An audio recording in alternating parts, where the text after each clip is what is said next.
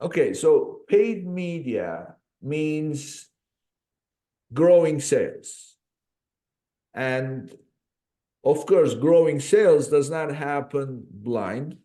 So what we're going to talk about is something that you become an expert at, and that is taking business away from your competition. Right. And also capture market share. And we're not talking about just, some small operation. We're talking about really growing market share by taking business away from your competition. So what is your methodology in doing that? Because it's a difficult task. Yeah. Well, first of all, food and beverage is a beast. So on all the other platforms that we advertise on outside of Amazon and within Amazon, food and beverage is very difficult. So I think my favorite thing about Amazon in comparison to the other platforms, it's the most apparent what your competitors and the bigger brands are actually doing, right? So some of these other platforms that we advertise on, we could see some of the ads they're running, we could see how they set things up on their website, but we can't see everything, which in my opinion, you could see on Amazon. So, within Amazon too, there's certain parameters and, there's a ceiling in terms of what you could actually do with it.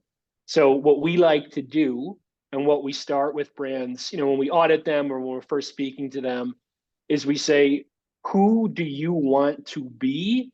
And it could be anybody, and it's always going to be kind of like a conglomerate size Nabisco owns, Coca-Cola owned brand. Obviously, you're not them now, but like, what is your North Star wish of where you wish your brand would go? And that's going to set the basis and kind of determine, what are they doing that we aren't doing, or what do we have that they don't have that people are seeking? So we see that a lot in food and beverage. And like I said, we can directly look at the competitors. We could see what their listings have. We could see what kind of content they have in their listing. What are they putting in their header? Do they have specific benefits or ingredients or diets that they're including that we also abide by that we don't have in ours? And then two, I think just like, brand voice, tone, how are they portraying themselves? What does their imagery look like? Do they have influencer videos? Do they have explainers? If it's a recipe brand, are they putting recipes on Amazon? If it's a recipe brand, are they pushing, the recipe and, that their product abides to the most? So for us, that's the first place that we start. It's who do you want to be? What can we take from them? What do we have that they don't have? The next one that's a second tier to that. So it's kind of like a 1B in my opinion. It's equally as important, but it comes second. It's going to be, who do you think you should be taking sales from? Or who do you think your competitors should be buying your product instead of the competitor's product, right? That's the easier one for me in terms of we could actually test that. So we'll actually require brands to give us a list of 5 to 15 competitor products that they think there's no way that people shouldn't be buying their product instead of theirs. We'll immediately test a competitor or a conquesting campaign based on those ASINs. We'll see the results, and then we'll take those top competitors that they told us they should be stealing sales from. We'll move them into a manual campaign where we hyper focus on them.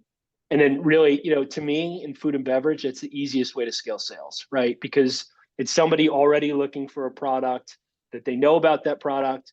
Maybe they're not sold on it. We introduce our product to them. They like your product better. Boom, now they're a consumer of your product.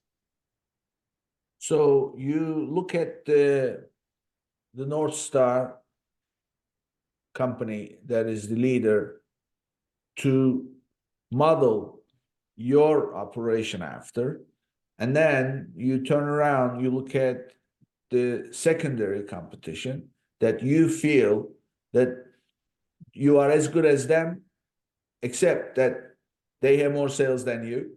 So who are those people? And then you target them to take away sales from them Right. and divert it to you.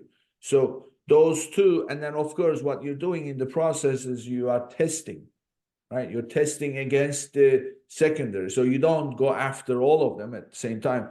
You are testing one at a time, and you are checking to see what you are going to achieve with that test. And then you then turn around and devise the strategy based on the test results to scale. Correct.